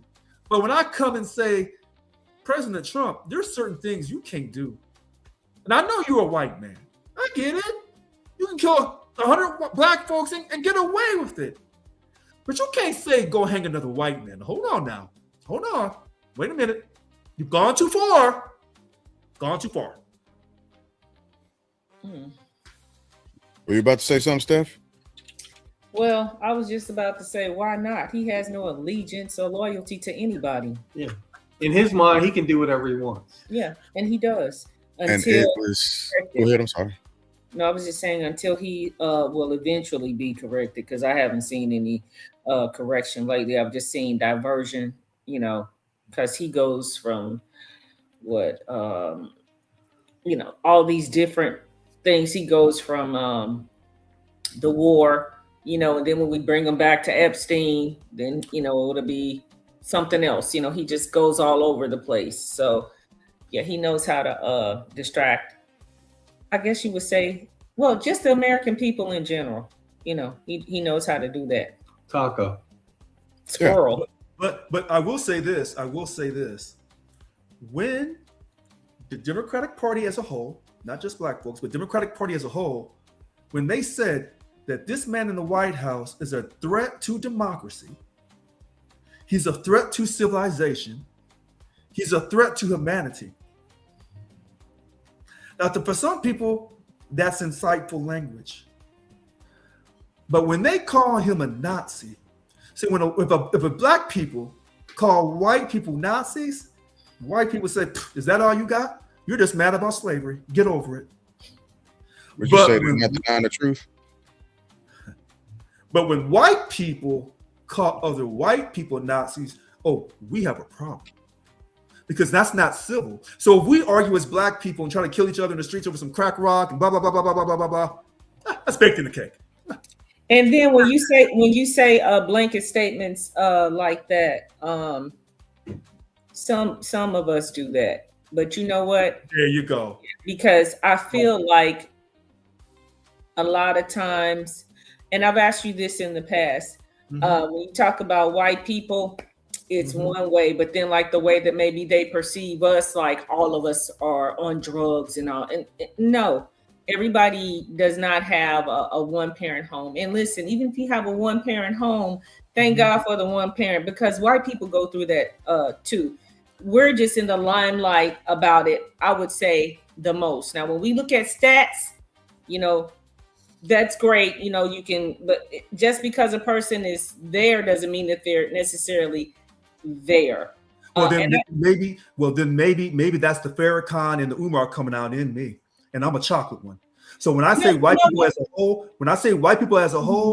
in my personal opinion, white people as a whole, will they ever find us equal? No, they will not. But I still have a belief in God, and I still have a belief in the country. But do I think white people as a whole find black people as a whole, where we'll have a country based on meritocracy that Mr. Glass was talking about at the very beginning of the conversation? No, I do not. I do not believe that. Sometimes when you just said black people, you said what you said about white people, then you said black people, and the reference was to drugs. And I guess that you meant that from the white people point of view. Correct. Because I'm like, sometimes we act like we don't even know. It's like a stench when people are smoking all that weed and you walk past and it's like, damn, y'all don't know y'all smell like that. But it's an air that is given off, where we do have our own prejudices, and we have to self-correct too. But I just want to make sure that I am not including the masses when it comes to all black people. Don't do drugs, don't smoke weed, don't steal. They have, good homes. They have great families. They have life insurance, just anything. It's just all these stereotypes that, I'm becoming, or making it my purpose to become more aware of how I come across and how I say things, actually how I hear things, especially for our race. You know what I mean? Because people always flush us down the toilet anyway, because with that whole stigma. And I just get sick of it. I guess at this point in my life, I'm just more proactive. I agree with her. Like she's absolutely correct. How she says it specifically. There's that stereotype. It just exists, and you have to we move forward from it. I'm educated. Everybody on this panel is educated and smart and cool people. I've only met James in real life. I've met you guys plenty of times on this podcast. I look forward to maybe we do a live podcast. James, there's a pitch for you. And so, I don't have the finances to fly everybody out. Why do you need to come down? Silicon Valley over here. I will host in Silicon Valley, because St. Louis, last time I went there, my company's headquarters is there. It was almost a tornado. I'm like, oh no. So you know what? Hold on. Because I'm pretty set on this. And I don't mean to disrespect nobody, because I'm gonna kind of say it the way I see it. And when I say a majority of white people don't find a majority of black people as being their equal, I mean that. Yeah. And here, let me go to something, because I want white people on this show to hear something. So when I'm going off about certain things like, oh, stop making it so racial, stop talking about the past, Richard, get over it. I want to go to something that I have a so damn speech that he gave the honorable white man, King Charles, when he came over here. And there's something in that speech that really set me off. And then I thought about you, Mr. Glass. So here it is, 2 minutes and 2 seconds. And so he's talking, welcoming King Charles. He says, here on a wild and untamed continent, they set loose the ancient English love of liberty and Great Britain's distinctive sense of glory, destiny, and pride. See, when he said that, I thought right away, oh, I don't like what's coming. That sounds like some manifest destiny to me. Yep. So then he goes on and says this, and that's what it is. This is what President Trump's saying. Glory, destiny, and pride. So when I speak my glory, destiny, and pride, I'm a little outside the box. So then he says this. The American patriots who pledged their lives to independence in 1776 were the heirs to this majestic inheritance. And here's what set me off. I told y'all what he was coming over to do. Their veins ran with Anglo-Saxon courage, with hearts beat with English faith. But that word Anglo-Saxon. Now I could laugh and joke and say, well, I feel disrespected because what about the white Jews? You disrespected them and now I'm offended. And I am kind of offended by that because the Jews were part of that group of Northern Germans in Denmark that went over to England. But the word Anglo-Saxon, somehow, some way, when we're talking about the greatness of this country in its 250th year, you talk about Anglo-Saxon. Now, I have a hard time believing if President Obama or any other of the presidents were in office, they would have said the word Anglo-Saxon. But then I have Mr. Glass to remind me, I told you that Stephen Miller was writing that shit. I told you that, Mr. Brown. Now, I can't prove that Stephen Miller put the word Anglo-Saxon in there. So when I talk about blackness and blah, blah, blah, blah, blah, blah, blah, and white folks come at me, I said, well, wait a minute. When you talk about the greatness of this country, that I back you up on, even with your character thoughts and your foundation, when you say certain words, when I come back with my certain words, don't say nothing to me. And this is what he was saying to King Charles. Those kind of words. And then he said Anglo a few more times in his speech. Now, nobody else really got upset on TV. They said, well, this is who he is. Evaluate him. This is who he is. Okay. So you got the Diana, he was Prince. Mm-hmm. So, these words. So when I say certain things and I say, a majority of white America feels a certain way, when you can come out and say Anglo-Saxon, ain't nobody gonna call you on it. Not even from the left. Yeah, I haven't heard that word. No. Yeah. So this is in the speech because when he said that speech, I said, you know what? No one's gonna believe Richard. They'll say he's just being black and angry again. And so what I do, I go on my little computer skills, what little I have, and I pull that speech down off YouTube. And I have it in my phone for life. Mm-hmm. So that on certain issues, when I defend Trump, okay. But on certain issues, when I say, no, you full of it, here we go. And so now I'm truly unbiased in my opinion. All right, so overall though, because you with the most white people this, most white people that, overall, what is Trump? Good or bad? Your black card is blowing in the wind. I'm waiting. Everybody, here we go again. Everybody knows the answer. Everybody just looking right now. That's a bit much. You're going to say it. No, they said that's a bit much. He is a bad human. No, being. Mr. Brooks, Mrs. Medeiros is correct. She's correct. And what I would simply say is this. Black folks have not supported me in my voting since the time I first started voting. And I know I say things that black folks don't want to hear. And I'm not going to condemn him, nor am I going to judge him. Because I didn't vote for this individual. And I can show you my voting record. And I can show you where I voted for Barack Obama twice. Wait. 2008, I can't show you that one. But the 2012, I can show you. So when we have to judge each other in the community about whether we voted for Trump, or we say was he good or is he bad. He hasn't finished his last 2 years, but most of y'all will say we don't need to see any more. Yes or no, Mr. Brown? Is he a good president or not? That's a person. You said person. Person. Oh, I'm sorry, a person. We already know we already know he's a bad president. I'm talking about the person. Overall, I'm not satisfied, and so no, I don't think he is a good person. There you go. And I don't want to judge him because I don't want to judge him. No. Because here's the problem. Judge him. Well, here's the problem.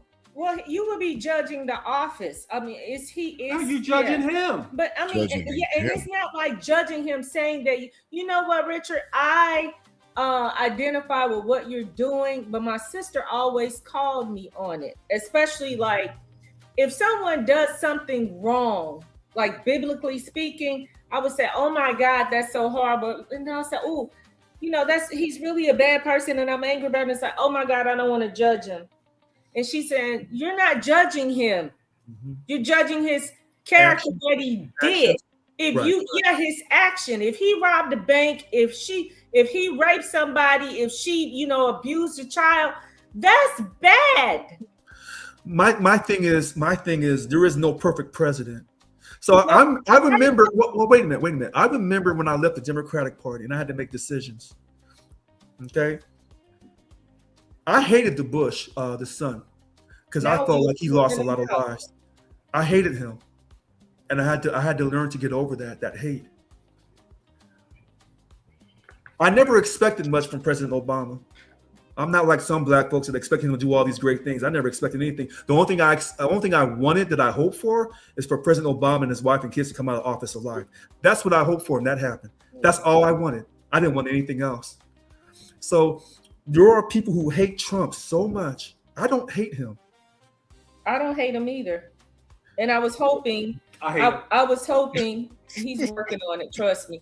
I was hoping that once I saw that headline, I said, oh God, I don't want them to kill him. That's what I said. So, but as they got into it and it became this love fest, the FBI, this is the greatest American, blah, blah. I was just like, wow.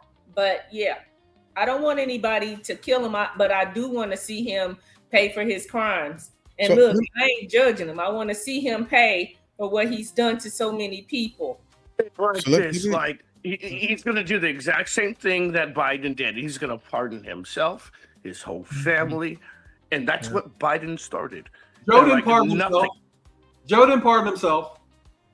Oh, pardon me. It's his whole family. Everything's going to be pardon his whole family. He pardoned his son with the laptop. Oh, come on now, man. He pardoned everybody. No. He's done. He's done. Just like on October 31st, Halloween next year, where USC plays Ohio State, we're going to whip your ass. What does that have to do with Joe? Joe pardoned his son. Now, he said he wouldn't, and he changed his mind. And he did. Okay. Nothing wrong. Listen, there's nothing wrong with changing your mind. I was going to say. So you know what? I want Italian tonight. And then you change your mind and get Chinese. Or like, calm down. Wait, Mr. Brooks. It's not a Chinese versus Italian dinner conversation. Like nobody's slow here in this conversation. Nobody is stupid in the conversation. That is different, and you know it is. Hey, wait a minute, and I know what Mr. Brooks is saying in spirit about Joe Biden. So Mikey Famine, I'm glad he came on here and he's putting this stuff in there. First of all, I do know about Fred Trump and about his and about his father. Okay. And when he says Joe Biden was just as racist as Trump, Joe Biden was racist back in the 70s and 80s and the early 90s. Yeah, that is correct. He supported freaking the Ku Klux Klan. That's the facts. Yes, he did. Yes, he did. It's actually on fact. He wasn't a part of the Klan. Fred was arrested. He was against school desegregation, Mr. Brooks. So that was to me somewhat racial to me. In my opinion. You're right. And then he supported the three. As well. Okay. Yeah. Then he supported the 3 strikes and you're out situation. To me, that was racist, and that came with Clinton. I think that was wrong. But there are certain people. If you ask me, do I think Jimmy Kimmel should be allowed his freedom of speech to make jokes? Absolutely. Do I think people should be allowed to make jokes about people's wives? Sure.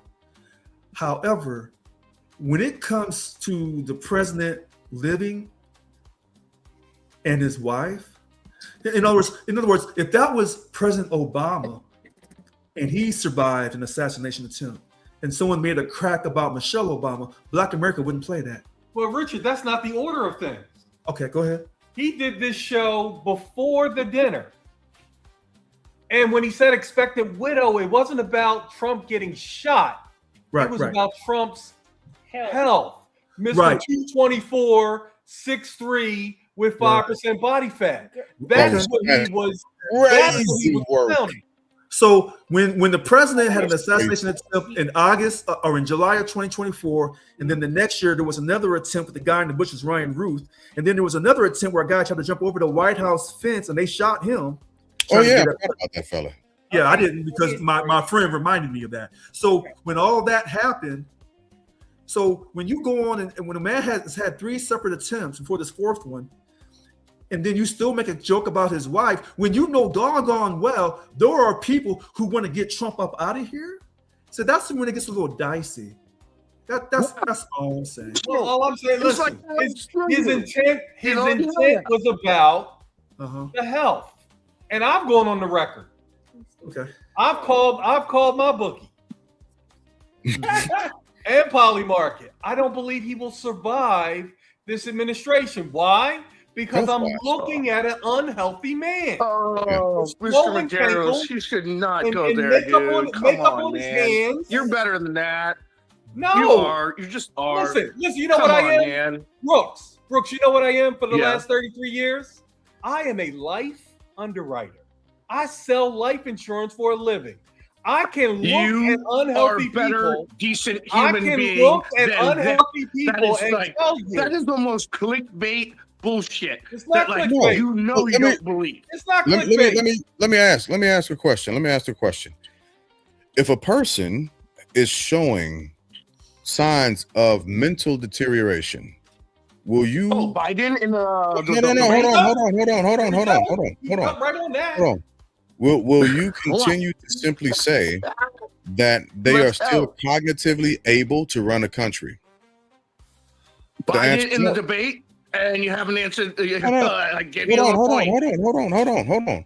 If you see that a person is mentally declining, and you okay, let's take the debate into consideration, and you see that they're sliding mentally, is it ill to say they are cognitively out of here, that they can't run this country successfully because they don't have the mental capacity? Is that a wrong thing to say? Are you asking me well, do you enact the amendment or not? That's what you're asking? No. I'm just asking. I'm simply asking if you see that a person is struggling mentally in a debate, that's supposed to be running a country, is it wrong to say that person has mental issues? Their mental capacity is failing them. They won't survive their next administration if they win.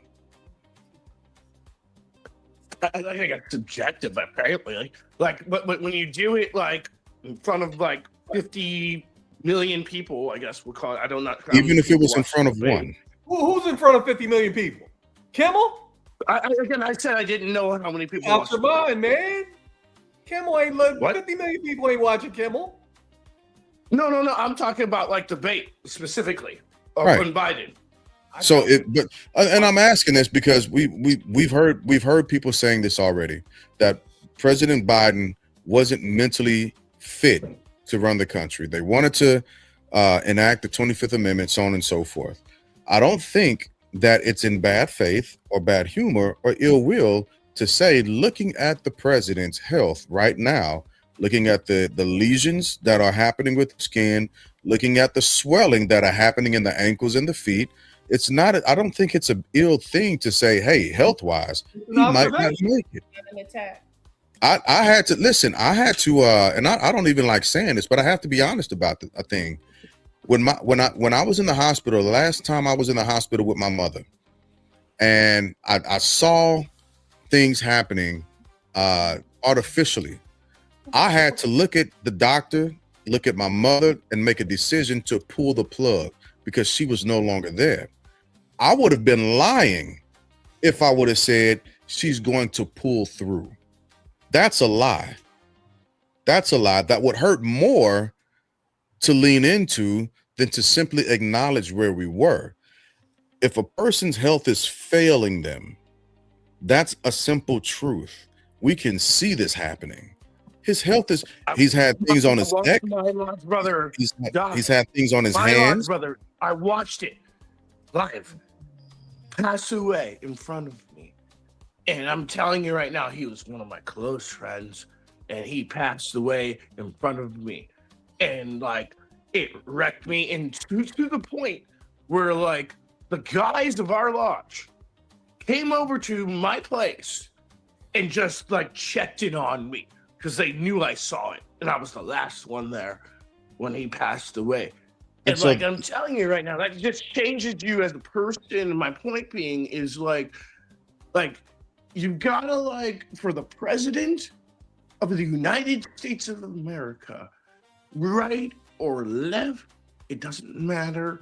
You've got to be able to make sure that he or she, if that occasion arises, is okay. And like, you don't insult their wife, you don't insult their kids, you just don't do it. That is well, then I just think blatant. that becomes a double standard, Yeah, right? that has Because to be remember, Right. that seat is a seat of servitude.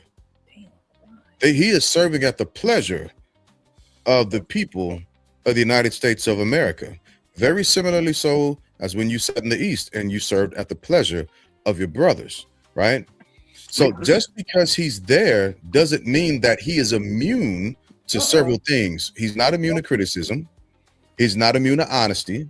He's not immune to facts, right? That those are not things that are debatable. If something's failing, it's simply failing. I can't go outside and do 2 miles in 12 minutes and 13 seconds anymore. I can't. My wrists are failing. My ankles are failing. My feet are failing. My knees are failing. That's the truth. I've got more years behind me than what I have in front of me. And it shouldn't take a relationship to be able to say that about me, or for me to say about you. The truth is, the president isn't healthy. Everybody was very bombastic in saying it when Joe Biden was in that seat. right. But now everybody wants to have constraint when it's about Right. Trump. And another thing is, Brooks, you're saying that, and I mean, he was great. that's respectful and everything. What you're saying, that some people should be, I mean, you should be off limits. That's like old school or self-respect, whatever you want to say. But you are holding people to a standard that the president of the United States does Doesn't not. meet. He doesn't does meet not that meet. standard. He is one of the only ones in my lifetime that I have seen. Just, I mean, it's no holds barred. He can go out and say whatever he wants to say about any and everybody, even people with mental, physical. This is not new. Any type of disability, you know, people that are like old, he doesn't consider himself, you know, that at all. But he says whatever he wants to say. And then this whole thing with putting the Obamas in well, he says it was what was it? Lion King, but like they said, they didn't see no gorillas in Lion King, but okay. So the video got sent to him, and then he looked through the whole video, and then he just put the video up.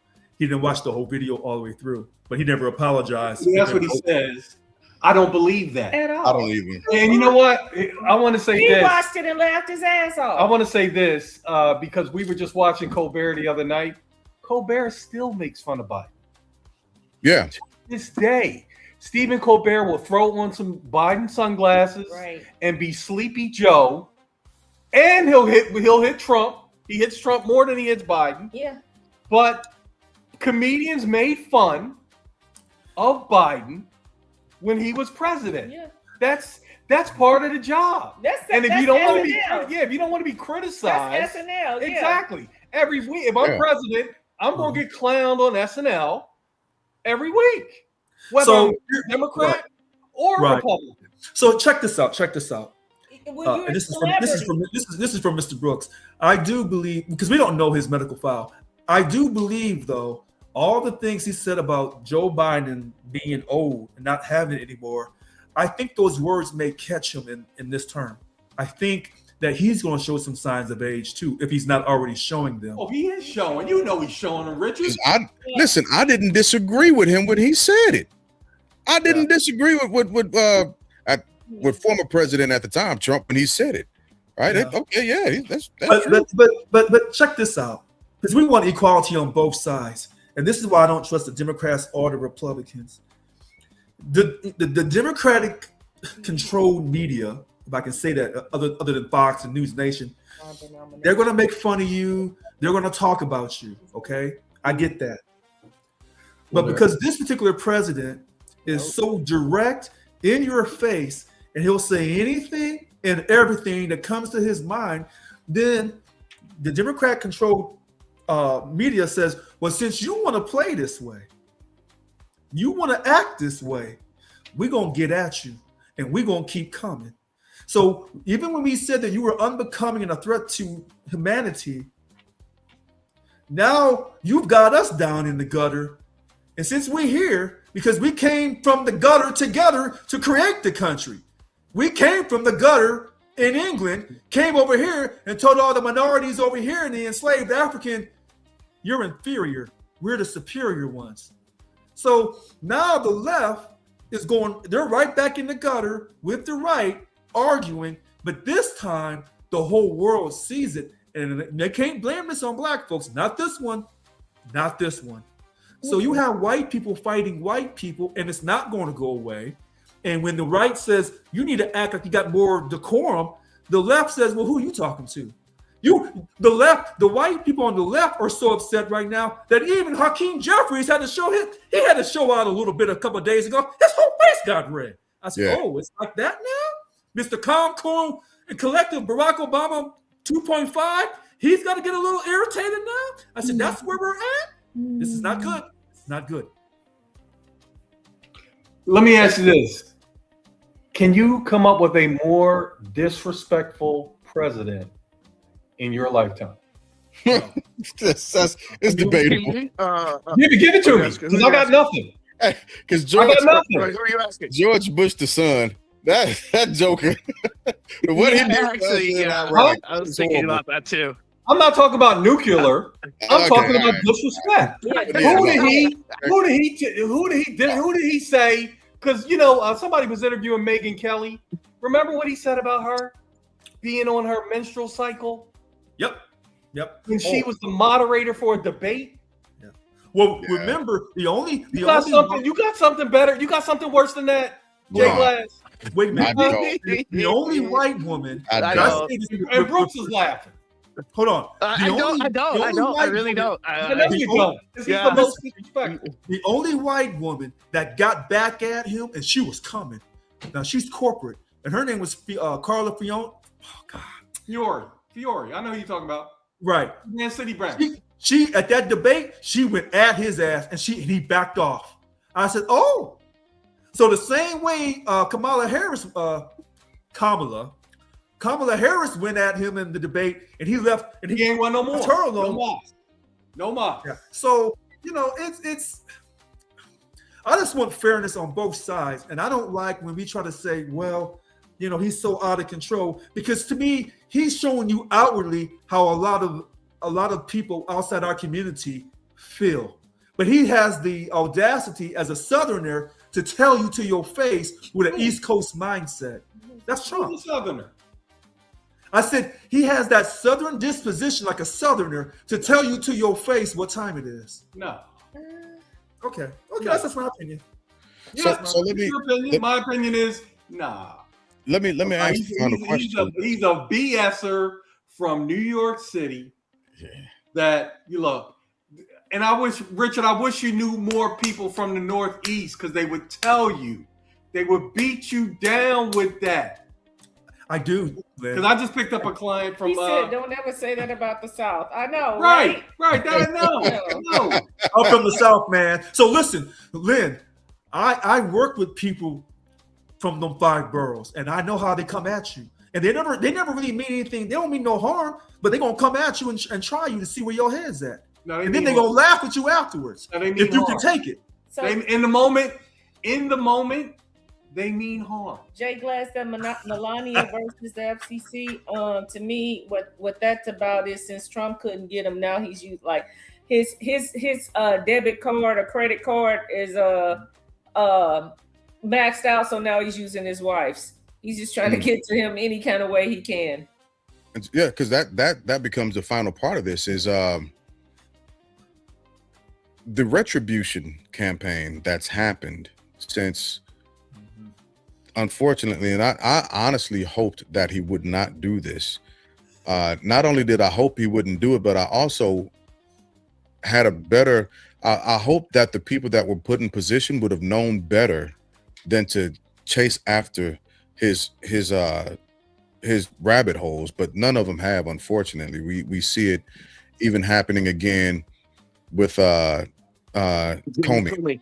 Yeah, but yeah, how ridiculous is that? That's just wasting taxpayers' money for seashells in the sand. Really? Yeah. Well, really? I tell you what, on that issue, you're probably right, legally, professionally, personally. But I'll tell you what sets me off. It's not that one. It's that going after the Southern Poverty Law Center. Yeah.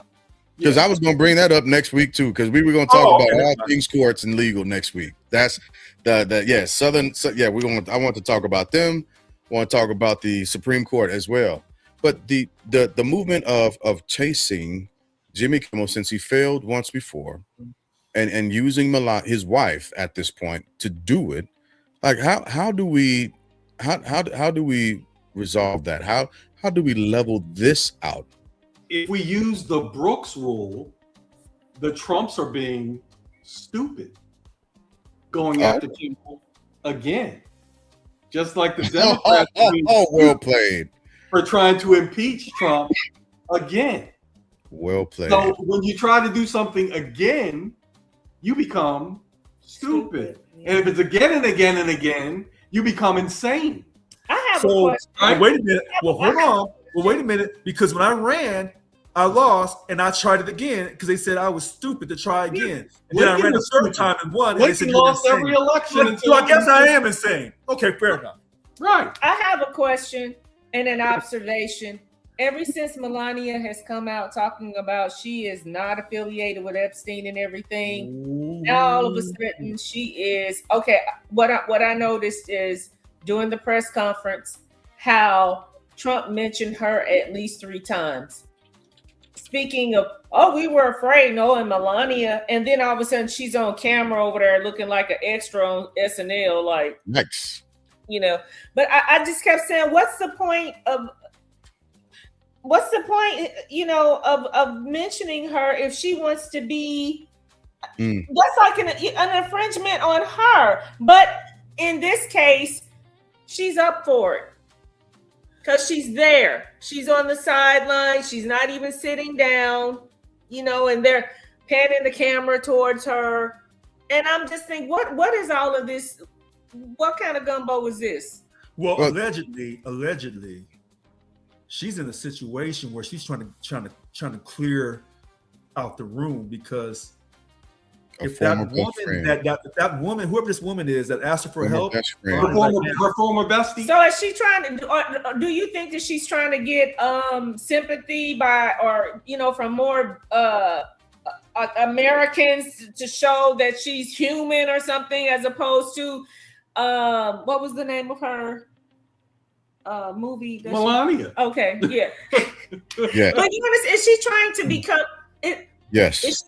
Okay, yeah. She's 'Cause trying I'm to. like, So, why well, are we it's- scared? We waiting on her. We're waiting just like she is. She can't wait to divorce this fool. After all of this, she's Well, waiting. It's all played if the rumor is true, if this alleged rumor of the former besties needing her help and she wouldn't help, and the former best friend knows that they were together with Epstein and allegedly she slept with Epstein and did a whole lot of other stuff.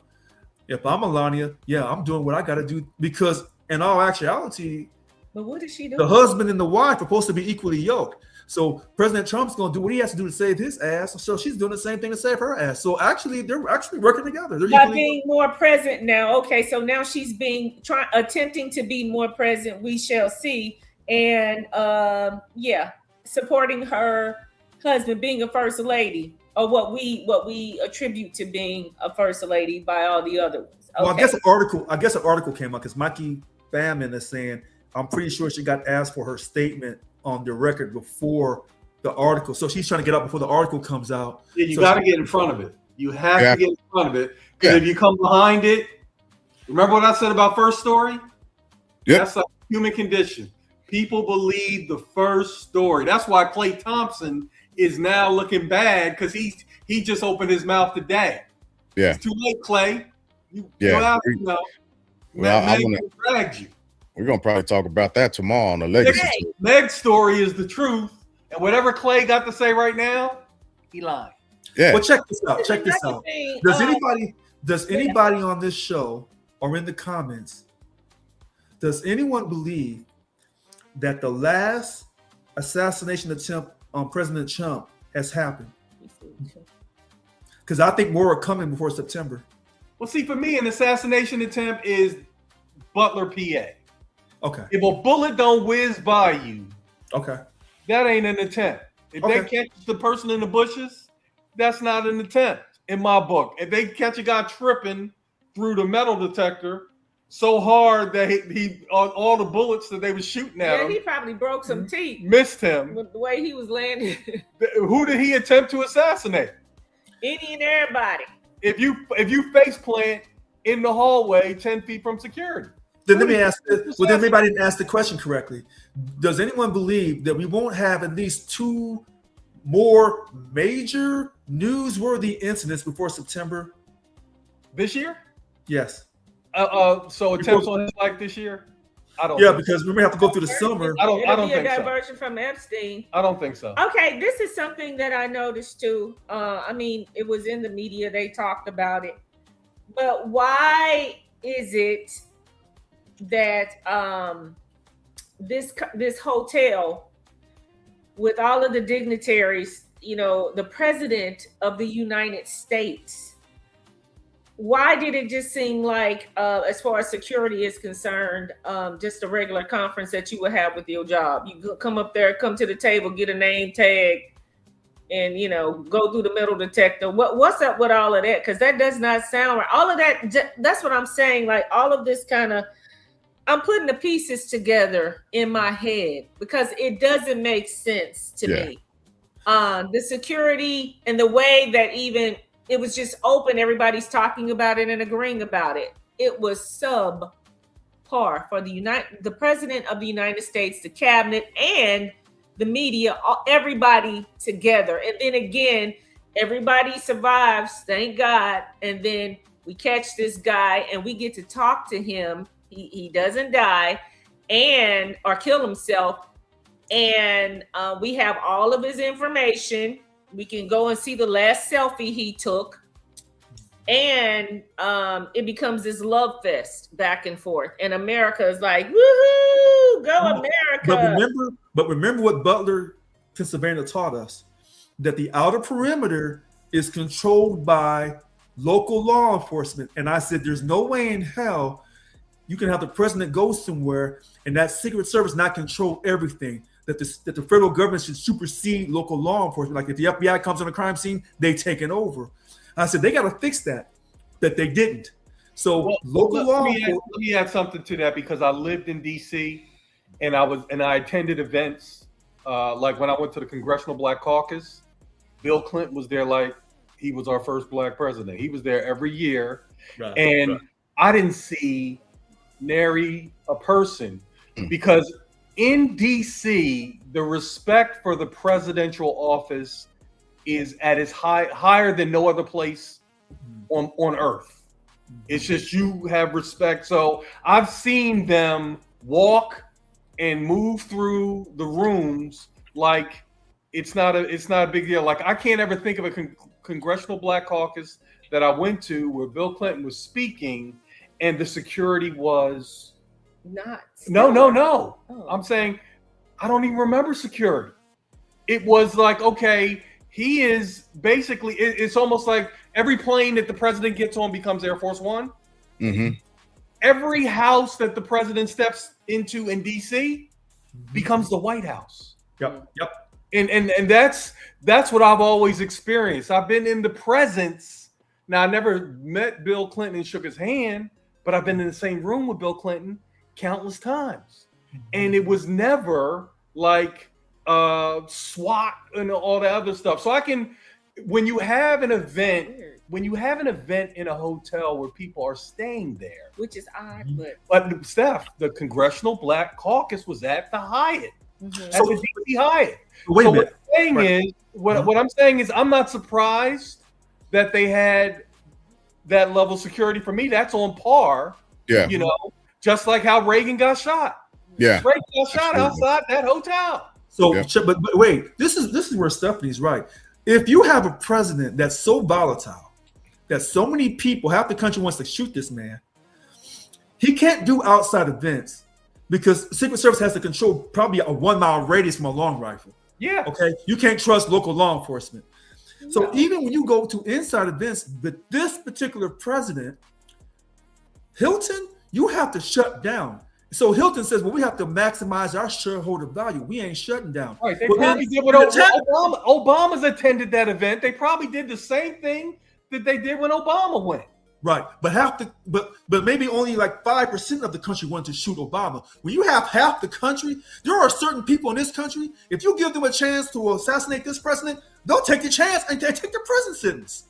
That's how volatile this man has created the atmosphere of this country. Listen. Hold on. You're not wrong. I don't disagree. Okay, so listen to this. Okay, it was the 1900s, 1999. I was a reporter in St. Louis. Bill Clinton, he had an outside speech. This is the first time it's when I finally got the Bill Clinton factor, I should say, because at first I used to be like, why are they tripping off this dude, all this kind of stuff. Well, it was an outside event. Of course, he was late because you got to keep the people off. We're the press, right? Right. And they had people everywhere, okay? I was aware of that. To even be there outside to see him, there was this stench of just like police or FBI, all this kind of stuff. You see people, you don't see people, it's plain clothes, people, all this, you can feel the energy. So that was an outside event. So that's what, if they can control it to that point, you know what I mean? Because we have our history of them our presidents being assassinated outside. I would expect the inside event to be stellar. I just would. But when Clinton walked on the stage, because he was about 45 minutes behind schedule, and the media, they tell you all this kind of stuff because they gotta watch out for the people who want to hurt them and all this kind of stuff. When that man walked onto us on the stage, a hush literally fell over the crowd. And I'm like non-biased, I'm not a fangirl all the time or anything. But when he stepped on that platform, it hit me. I felt like it was like opium or something in the air. I'm like, whoa. And I got it. Whether you liked him or not, he still had that effect on people. But what I'm saying is all those people were on it. And I was just really surprised. More presidents have been assassinated inside a facility than outside. What? It's true. Say that again. More have been assassinated. More presidents have been assassinated inside a facility than outside. Listen, very true. I agree with what you're saying. I'm just saying that I am really shocked at how it was described by these reporters, and how he was able to fly through the metal detector like that. It seemed like somebody should have been standing there where he ran into them, not past them. Even though they were on it, but he didn't get shot. And then I start thinking, am I just so morbid? What is going on? I don't want anybody to get hurt or shot, but I was just really shocked at how he just did. You know what, Stephanie? If he had been O.J. Simpson, he would have been put down. How's that? Let me pause this for a second and welcome to the Family Bloodline Network, the Pulse. Mikey Famine, good to see you, man. It's been a long time. It has been a long time. It's been way too long. James, how are you, sir? I'm doing wonderful. How about yourself? Oh, living the American dream. Or nightmare. We haven't figured out exactly which one it is. Oh, listen, 3,000% nightmare. Count our blessings, baby. It's still gravy. I heard that. I heard that. Onions in it, and I don't do onions. Okay, I feel that. So weigh in, man. Weigh in. Where you at on where we at? I'm just really shocked that all of you are. Sounds like disappointed in the great job that Kash Patel is doing, keeping everybody safe. Y'all act like he just walks around drunk all the time. You know what I mean? You act like call it the liquor cabinet for a reason, right? Trying to figure out to get them doors on there. You know what I'm saying? This is the most incompetent administration in the history of administrations. All of them are everything. New. They keep getting fired. No. Yeah. Everything is falling off the rails because all of the adults who were trusted with scissors have been fired. It's funny. And all we have left is these fools. And they eat Play-Doh. They glue their hands to the desk. They do all the stuff that every other child figured out what not to do on their own. The fact that Pam Bondi was doing, or Thirsty Gnome, Crusted Clown, was doing $120 million contracts with her best friend's husband, and then nobody said anything. And it was just, oh, you guys have Trump derangement. It was like, yo, 120 big ones is a lot of money, homie, for commercials. And no. That never started with a 2. And it's like, I don't understand what we're talking about. Oh, yeah, the 120 was just for the one company, one contract. Yeah, that commercial number started with a 2. Yeah. And it was stuff. So it's like, so they're not bidding things out. And it's like, okay, you guys said you're getting rid of the swamp and you're clearly stealing. I called it on January 20th. Buckle up, everybody. The grift is real. They are about to start stealing everything. And every morning you get a new report about how more taxpayer money is going out of the coffers and less money will be going into the coffers. Well, let me. Oh, go ahead, Rich. Go ahead. Mikey, you're correct. But when the far right of the Republican Party, if they ever wake up and see the drift or the grift, President Trump's in deep trouble. They are a part of it. They're a part of this. The Trump coin. Oh. He rug pulled them on the Trump coin. He just pulled out 75% of the stuff on there. So even if you tried to sell any Trump coin you have, it's worthless now.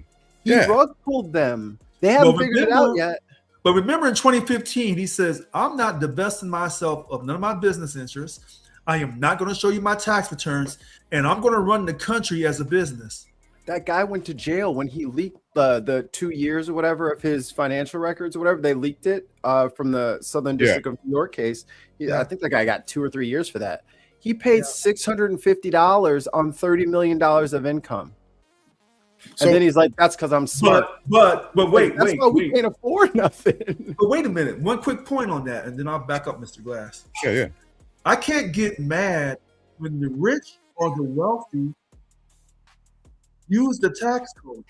So when the Congress, both houses, both parties agree on this tax code, President Trump did not lie on this particular statement. He says, I didn't make the tax code, but I'm going to use it to my advantage. Yeah. So he used it against Hillary in the debate. He's all like, I did that. He destroyed Hillary in the debate. let's Is that crazy? Isn't that a moral failing though? Like, isn't it your civic duty to pay taxes? Isn't it patriotic to pay your taxes? Yeah, and it's bad to the president would show his tax returns. You know, like, isn't it bad to avoid things like civil service, like a draft or a jury duty? Not at all. Like, these are your patriotic fees that you signed up for, whether you like it or not. To Hillary, like he said, I use this, and like because your friends do the same, and I do the same, and you would do it, and now you're coming at me, and he destroyed her. You know who he was? You know who in that debate? You know the financial guy he's referencing there, right? It's not the point. Who's the financial guy who's referencing right there who helped everybody on their taxes? And he is so stupid. He used his connection to Epstein to lower his taxes as a flex on Hillary in 2015. So let me since we're talking about taxes, right? How did we end up pivoting from his friends paying for a ballroom and a bunker to now Lindsey Graham 400 million for us? Yeah, 400 million. Soliciting the taxpayer to pay for a bunker and a ballroom. When did that happen? Why is that happening? And is that something that should happen? He's wrong. What? Yeah. Okay. I didn't expect that from you. I thought you were going to go the opposite way with that one. But here's where it's tricky with this individual. This man tells you I'm a businessman and I am the #1 brander in the world. He may not be wrong by that when he says he's the #1 brander. Hold on to business. I know you're coming for me, Lynn. Hold on. Good businessman. I know Lynn's coming. I know. So, but when it comes to branding, he'll put his name on. He'd put his name on our foreheads if he could. So there are some buildings in DC that probably need to be redone. But he lied to us by saying we'll use private money when he probably knew in his heart he was going to use the taxpayer money all along. Because the last time I checked, wealthy people don't ever use their money to help the greater good. No, they don't. They do in St. Louis. They did in St. Louis. Oh, they did? Yeah, I'm spoiled. I'm from like the 2 greatest cities on the planet. So, but Really? St. Louis, in St. Louis Forest Park, St. Louis is not one of the greatest cities on the planet. Oh, it absolutely is. I think both of those cities are in Ohio, right, Brooks? I'm from Cleveland and Cincinnati. Yes, but like, I'm not saying St. Louis, Missouri. Akron, It's one of the greatest cities in the First of all, take the bass out of your Take the bass out of your Mikey, what 2 cities, Mikey? I want to hear. What are the 2 greatest cities? Are we after hours yet, world class? So we can actually in about 3 minutes we're going after hours. In about 3 minutes we're going after hours. I have a question. Would this have happened if we had a ballroom? Yes. Yes, he wouldn't have had it at the ballroom. Yeah, I actually think so. Yeah, they would have still had that. This is not his event. Yeah. Thank you. Right. Yeah. This is not his event. Right. He finally decided, and he went there with the intent of smoking people. Listen, Fake news this and fake news that, and terrible New York Times this and terrible Washington Post that. That's what his intent was, to smoke people. He had the intent of assassinating people from the podium. That was why he went. Okay. Because they keep replaying that time that he got obliterated by Obama. You see what Aunt Emerald said when you said names on foreheads? She says MAGA caps. Check that out. Put a check off that box. Check off that box. He got that. Mark the beast. But I didn't hear that 2 cities, Mikey. You got to finish. As the single greatest city on this planet is St. Louis, Missouri. And if you have any arguments with that, contact somebody who cares. Okay, I grew up on river water and catfish. It's the best place that's ever existed. Where is that in St. Louis? I'm really curious. I'm from there, and but I've been in Houston. See, I'm listening to him. I thought you said river water and catfish was. I thought those were cross streets. Yeah, no. He's talking about the water and the catfish. Yeah, he Okay, talking about some catfish and spaghetti with some pickles and, Oh, and with the, You know what? with the, You know with the what? slice of white bread for no reason. yeah. Hey, you know what? Ain't You even know what's toasted. funny? Hey, check this. Hold on a second. You know Mikey. what, Mikey? See, I Mikey, like you should, Mikey. Mikey, We didn't do catfish. Mikey. See, We Mikey, didn't do hold on. catfish. See, this is where I'm gonna catch Mikey. See, Is Mikey, he moving up the other city? Yeah, what's the I need to hear the other city. I got to hear the other city. What's the other city, Mike? Chicago. I knew you were gonna say it. Mikey, we did Jack Salmon. Jack Salmon. Fried hard Jack Salmon. Mm-hmm. The big long fish that's real thick and fluffy. Mhm. Jack Salmon and spaghetti. I actually cooked Lynn some spaghetti and fish the other Hey, so day. you know what? That's Hold all on, Mikey. See, That's Mikey, all you come right tonight, Mikey. See, I'm from St. Louis too, Mikey. See, I know about those big ass catfish and that muddy ass Mississippi. Hey, and the size of a everywhere else. Volkswagen is what they say. Yeah, Hey, okay. Mikey. That catfish that will eat anything and gets his mouth hand. It's like a pig, like a little porky pig. He'll eat anything. Like again, The we bottom use feeder Jack catfish. Salmon. And I love to this day. Delicious. Delicious. Hey, I eat it Don't too. forget about the Chinese food. Oh, Okay. God. It's gonna be a whole Yeah, ordeal, yeah, Mikey. yeah. What you done started? All right, Listen, who ordering emos? You gotta say that again because I want an extra large sausage and pepperoni, please, and thank Yeah. you. I only want listen, to eat we- from the one by the park. I gotta cut the live, but we are going to continue for a little while longer. Because In the Mr. Brooks is after actually hours. right on this one. It ain't St. Louis. I'll tell you that. Yeah, we're gonna Chicago? continue. Yes. Chicago, But he yes. said Forest Park, so I feel him. Yeah, Forest we're gonna Park is continue. nice. But see, but Mikey, you messed up. I'm gonna tell you where you messed up at when you said that, taxpayers and the wealthy people. See, when that woman got so upset at the NFL for taking the St. Louis Rams because of Mr. That's who I Kroenke out the fucking Yep, we're going after hours, folks. It's happening. I know the Rams is a sore subject. We needed them Rams. We needed them Rams, and they left us. For hours, bro. We gotta go. Yeah, we gonna be backstage. If you all want to hop on, I'll put the link back in the chat. We'll do after hours for a little while. I gotta make sure I hop up. My ladies and my young man, they gotta get to school in the morning, but I'm still unemployed over here being retired, and it feels good sometimes, especially when you get paid 2 days early. So with that being said, we will do Around the Horn next week. We'll forego it for tonight for the sake of time, but as always, we appreciate you all for coming out and hanging out with us. Mikey, hang on the line so you can stay with us for a little bit, and if anybody else want to hop on, the link is in the chat. Auntie, come on over. Auntie, come on over. Yeah, come on. We gonna be here. So with that being said, thank y'all for coming out. God bless and good night.